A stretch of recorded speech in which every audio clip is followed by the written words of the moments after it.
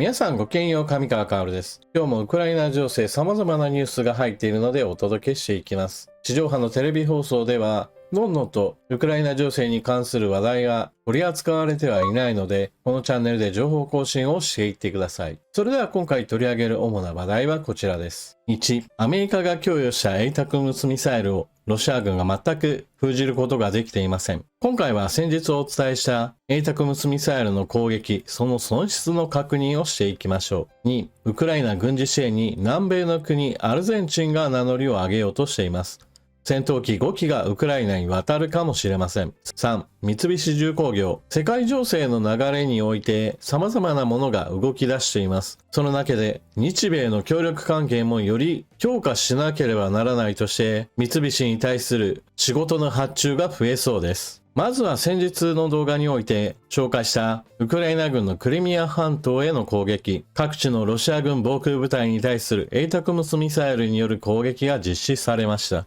それぞれ対空兵器 S400、S300 の守っているところにミサイルが襲来しています。攻撃の成果についての確認は衛星からの写真を用いています。この写真の中で C400 と書かれているのが対空兵器 S400 で、その他爆発炎上の跡や S400 に付随するレーダーユニットについての破壊が確認されています。こちらは同様の例として S300 の部隊、こちらの方でもやはり本体とともにレーダーが破壊されているようです。今回クリミア半島への攻撃でロシア軍は S301 機、S402 機、そしてそれぞれに付随するレーダー1機ずつ、計2機が破壊されました。このような攻撃は大した戦果ではないとロシア信奉者の方は言われるので、これがどれくらいの出来事なのかについて改めてご紹介しておきましょう。アメリカが供与した ATACMS ミサイルは1発2億円程度だと言われています。一方、ロシア軍の対空兵器 S400、ロシア軍納入向け価格は300億円。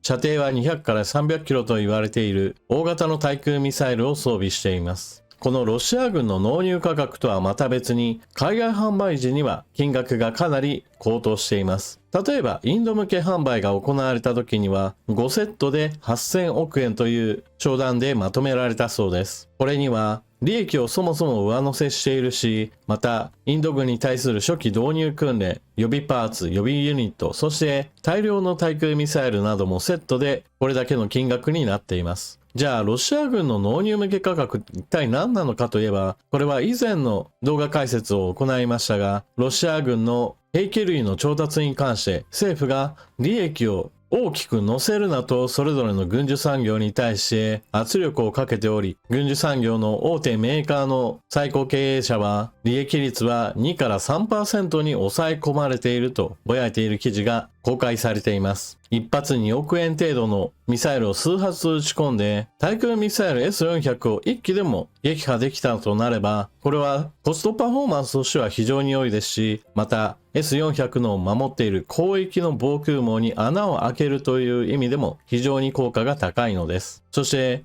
今後戦闘機が供与されることを考えると、こうした対空兵器を今のうちからどんどんと潰しておくことは後々大きくウクライナ軍にとっては有利な条件となります。これはものすごい当たり前のことなのですが、地上において対空兵器の数が減れば減るほど戦闘機はより撃墜される危険性が下がるわけですから、その分だけ地上部隊に対する支援を行うことができます。距離が離れたところからのミサイル攻撃、滑空爆弾攻撃、そして本当に対空兵器の危険性がないような状態となれば、最も安価でそれでいて強力な通常の無誘導の航空用爆弾などを敵陣地に直接落とすことも可能となってくるのです。そして S400 は非常に高額な兵器ですから、徹底的にこれを狙って叩き続ければ補充がいずれ効かなくなってくるというのも十分考えられることです。次にウクライナに軍事支援する国として南米の国アルゼンチンが浮上しています。アルゼンチンは保管中の戦闘機シュペルエタンダール5機をフランスに渡し、フランスはフランスで受け取った戦闘機を補修点検整備し、ウクライナに渡す計画があるというのです。シュペルエタンダールはフランス製の戦闘機で、1982年イギリスとのフォークランド紛争でイギリス艦船に対して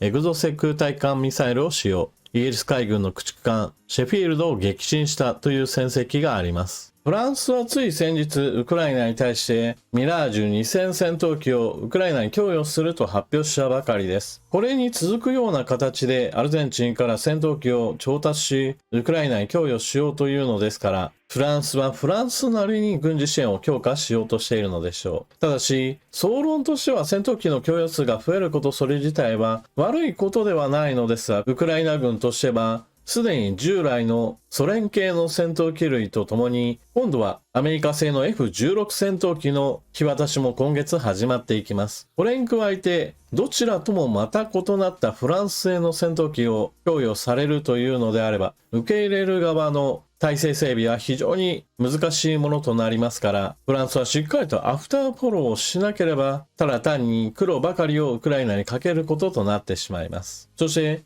今回の軍事支援の内容として考えた場合には、たった5機ということもあって、それほど大きな話ではないのですが、しかし同時に政治的には私は意味は大きいと思います。というのも、ロシアはブリックスと呼ばれるような南米やアフリカ大陸、中東、東南アジアなどを含む様々な国、地域において、ロシアは支持を受けており、むしろ欧米の方が孤立しているのだというようなことを言います。南米はこれまでロシアによるウクライナ侵略に関して国連総会の場においては非難決議に賛成するなどしてはいますが、ロシアに対する制裁には加わってはいませんし、またウクライナに対する直接的な軍事支援も行っているところは私の記憶だとありません。ちなみに戦闘機を渡すアルゼンチンにしてみれば何のメリットがあるかといえば、それはフランス側から保管されている戦闘機を渡してくれれば稼働できる状態のヘリコプターや軍事装備品などを交換で与えるといったようにしてアルゼンチンにも戦闘機を引き渡すだけの理由があるというのです。ただ、こうした計画についてはちょっとフランスには国内事情の不透明さがあります。それは現在フランスにおいては議会選挙を行おうという話が進んでいて、この選挙の結果によってはフランスのウクライナ支援は立ち往生するかもしれません。議会選挙の結果にかかわらずフランスがウクライナ支援を拡大してほしいものです。